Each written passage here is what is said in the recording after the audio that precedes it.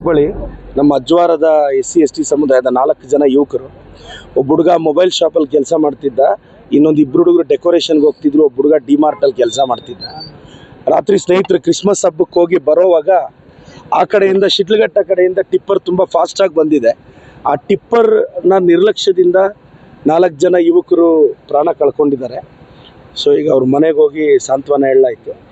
ಈಗ ಪೋಸ್ಟ್ ಮಾರ್ಟಮ್ಗೆ ಹೋಗಿ ಇದು ಮಾಡ್ತಿದ್ದೀನಿ. ಮತ್ತು ಈಗಲೇ ಜಿಲ್ಲಾಧಿಕಾರಿಗಳ ಮನೆಗೆ ಹೋಗಿ ಭೇಟಿ ಮಾಡಿ ಅಜ್ವಾರದ SC ಸಮುದಾಯದವ್ರಿಗೆ ಇಮಿಡಿಯೇಟಾಗಿ, ಈಗ ಸ್ವಲ್ಪ ಸ್ಮಶಾನಕ್ಕೆ ಜಾಗದ ಸಮಸ್ಯೆ ಇದೆ, ಅದು ಇಮಿಡಿಯೇಟಾಗಿ ಆದಷ್ಟು ಬೇಗ ಆರ್ಡರ್ ಮಾಡ್ಸೋಕ್ಕೆ ಈಗ DC ತಹಸೀಲ್ದಾರ್ ಅವ್ರನ್ನ ಕರೆದಿದ್ದೀನಿ. ಈಗ ಅಲ್ಲಿ ಮಾತಾಡಿ ಆದಷ್ಟು ಬೇಗ ಅದು ವ್ಯವಸ್ಥೆ ಮಾಡ್ತೀನಿ. ಮತ್ತು ಕಳೆದ 1 ತಿಂಗಳಲ್ಲಿ ಬರೀ ನಮ್ಮ ಚಿಕ್ಕಬಳ್ಳಾಪುರದಲ್ಲಿ ಈ ದಟ್ಟ ಮಂಜಿನಿಂದ 50 ಜನ ತೀರ್ಕೊಂಡಿದ್ದಾರೆ. ಮತ್ತು ಈ ಸಿಗ್ನಲ್ಸ್ ಎಲ್ಲ ಆಕ್ಸಿಡೆಂಟ್ಸಿಂದನೂ ತುಂಬ ಜನ ತೀರ್ಕೊತಾ ಇದ್ದಾರೆ.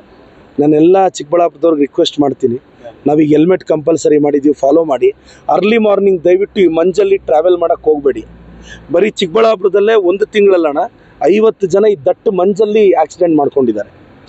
ಸೊ ಇದು ಮತ್ತೆ ರಿಪೀಟ್ ಆಗಬಾರ್ದು. ದಯವಿಟ್ಟು ಎಲ್ರಿಗೂ ರಿಕ್ವೆಸ್ಟ್ ಮಾಡ್ತೀನಿ, ನೀವು ನಿಮ್ಮ ಹಳ್ಳಿಯಲ್ಲೇ ಆಗಲಿ ದಯವಿಟ್ಟು ಹೆಲ್ಮೆಟ್ ಹಾಕಿ.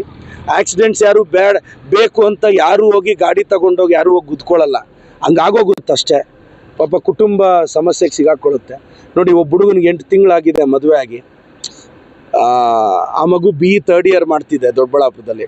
ಪಾಪ ಮನೆ ಕುಟುಂಬದ ನೋವು ನೋಡೋಕ್ಕಾಗಲ್ಲ. ಸೊ ದೇವರ ಕುಟುಂಬಕ್ಕೆ ನೋವು ಬರೆಸೋ ಶಕ್ತಿ ಕೊಡಲಿ ಅಂತ ಪ್ರಾರ್ಥಿಸ್ತೀನಿ. ನಾನು ವರ್ಷಗಳಿಂದ ಟಿಪ್ಪರ್ ವಿರೋಧದಲ್ಲಿ ಇದ್ದೀವಿ. ನಾನು ಡೈರೆಕ್ಷನ್ ಕೊಟ್ಟು ತಹಸೀಲ್ದಾರ್ಗೂ ಹೇಳಿದೆ, ಅವನ್ನೆಲ್ಲ ಸೀಸ್ ಮಾಡಿರಿ ಅಂತ. ಸೀಸ್ ಮಾಡಿದ್ರೆ ಕೆಲವರು ಉನ್ನತ ಅಧಿಕಾರಿಗಳು ಆಫೀಸರ್ಸ್ನೇ ಬೈತಾರೆ. ನಾವೇನು ಮಾಡೋದು? ಅವ್ರ ಮನೆಗಳಲ್ಲಿ ಯಾವನಾದರೂ ಸತ್ತೋದ್ರೆ ಬುದ್ಧಿ ಬರುತ್ತೆ, ಬೇರೆಯವ್ರ ಮನೆಗಳಲ್ಲಿ ಸತ್ತೋದಾಗ ನೋವು ಹೆಂಗೆ ಗೊತ್ತಾಗುತ್ತೆ? ನಾನು ಆಫೀಸರ್ಸ್ಗೆಲ್ಲ ಡೈರೆಕ್ಷನ್ ಕೊಟ್ಟು ಅವ್ರಿಗೆಲ್ಲ ಅಯೋಗ್ಯರಿಗೆ 20ಅಲ್ಲಿ ಬರೋಕ್ಕೆ ಹೇಳ್ರಿ, ಸ್ಪೀಡ್ ಲಿಮಿಟ್ ಹಾಕ್ರಿ ಅಂದರೆ ಅವ್ರಿಗೆ ಇಷ್ಟ ಬಂದಂಗೆ ಟಿಪ್ಪರ್ಗಳು. ಈಗ 4 ಕುಟುಂಬಗಳಿಗೆ ಯಾವನಾಗ್ತಾನೆ? ಹೈಯರ್ ಅಫಿಷಿಯಲ್ಸು ಬಾಯಿಗೆ ಬಂದಂಗೆ ಲೋಯರ್ ಅಫಿಷಿಯಲ್ಸ್ನ ಬೈತಾರೆ. ಅವ್ರ ಮನೆಗಳಲ್ಲಿ ಯಾವನಾದರೂ ಸತ್ತೋದ್ರೆ ಅವ್ರಿಗೆ ಬುದ್ಧಿ ಬರುತ್ತೆ.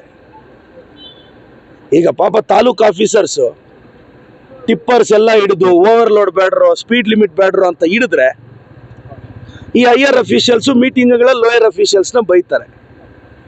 ಅವ್ರ ಮನೆಗಳಲ್ಲಿ ಯಾವನಾದರೂ ಸತ್ತೋದ್ರೆ ಬುದ್ಧಿ ಬರುತ್ತೆ ಅಷ್ಟೇ. ಅಲ್ಲಿವರೆಗೂ ಅವ್ರಿಗೆಲ್ಲ ಎಲ್ಲಿ ಬುದ್ಧಿ ಬರುತ್ತೆ? ನಾನು ತಾಲೂಕು ಆಡಳಿತದಿಂದ ನಾವು ಎಷ್ಟು ಟೈಟ್ ಮಾಡ್ತಿದ್ದೀವಿ. ಈಗ ಬ್ಯಾನರ್ ಇದು ಫ್ಲೆಕ್ಸ್ಗಳು ಬ್ಯಾನ್ ಮಾಡಿದ್ವಿ, ಹೆಲ್ಮೆಟ್ ಕಂಪಲ್ಸರಿ. ರಾಜ್ಯದಲ್ಲಿ ಎಲ್ಲೂ ಇಲ್ಲ. ನಾನು ಯಾಕೆ ಹೆಲ್ಮೆಟ್ ಹಾಕಿ ಕಂಪಲ್ಸರಿ ಮಾಡಿಸ್ತಿದ್ದೀನಿ? ಯಾರಿಗೂ ಸಮಸ್ಯೆ ಆಗಬಾರ್ದು ಅಂತ ಅಲ್ವಾ? ಈಗ ಅದೇ ಪಾಪ 4 ಹುಡುಗರು ಹೆಲ್ಮೆಟ್ ಹಾಕಿದ್ದಿದ್ರೆ ಅಯ್ಯಮ್ಮ 2 ಮಕ್ಕಳನ್ನ ಕಳ್ಕೊಂಡ್ರಲ್ಲಣ್ಣ, ಅಯ್ಯಮ್ಮ ಹೇಳ್ತಿದ್ರು, ಸ್ವಾಮಿ ಒಬ್ಬ ಮಗ ಬದುಕಿದ್ದಿದ್ರು ನಾನು ಜೀವನ ಮಾಡ್ತಿದ್ದೆ ಅಂತ. ಸೊ ಇವೆಲ್ಲ ನೋವಾದಾಗೆ ಗೊತ್ತಾಗುತ್ತೆ.